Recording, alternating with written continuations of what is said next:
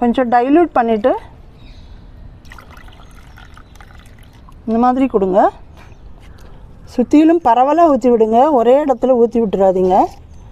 அப்போ தான் செடியில் அடியில் வரைக்கும் வேர் வரைக்கும் போய் செடிக்கு மேலே சத்துக்கள் ஏறும், வேர்கள் உறிஞ்சும்.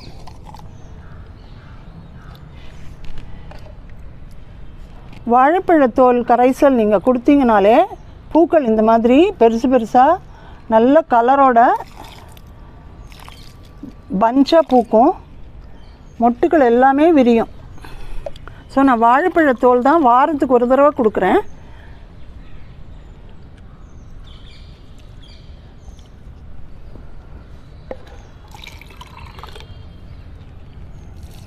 அடுத்த வாரம் கொடுக்கும்போது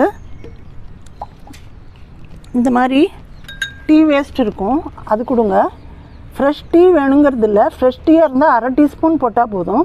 இது வந்து டீ வந்து போட்டு அதை வந்து காய வச்சுருக்கேன், நல்லா வாஷ் பண்ணி காய வச்சது. இதை வந்து ஆல்டர்னேட்டிவாக இப்போ இந்த வாரம் வாழைப்பழத்தோல் கரைசலோ வாழைப்பழத்தோல் ட்ரையாக பொடிச்சதோ ஒரு ஸ்பூன் கொடுத்தீங்கன்னா அடுத்த வாரம் இது ஒரு டீஸ்பூன் போட்டு விடுங்க. இப்போ நான் வந்து வாழைப்பழத்தோல் கரைசல் கொடுத்துட்டேன். இதை வந்து அடுத்த வாரம் நான் ஒரு டீஸ்பூன் எல்லா தொட்டிக்கும் போட்டு விடுவேன். இதுலேயும் உங்களுக்கு வந்து நல்ல ரிசல்ட் கிடைக்கும். இந்த மாதிரி கொத்து கொத்தாக பூக்கள் வரும், நல்லா பெருசு பெருசாக பூக்கும், இலைக்கறிகள்லாம் ஏற்படாது.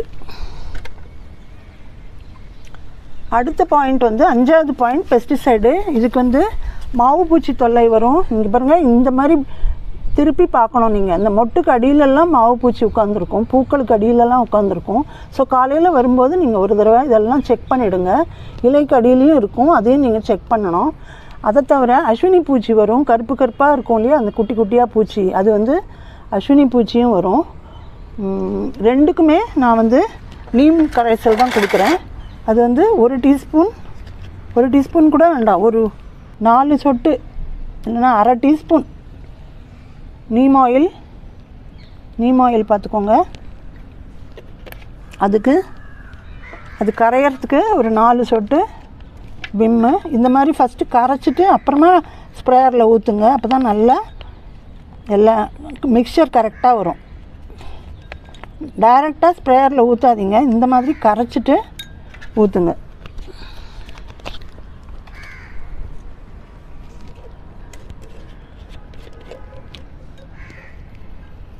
இந்த எண்ணெய் இதில் நல்லா கரைஞ்சிடுத்து. இனிமேல் இதை வந்து நீங்கள் ஸ்ப்ரேயரில் ஊற்றிக்கலாம். இதை வந்து இலைகளில் மேலே தெளித்து விடலாம். நான் இந்த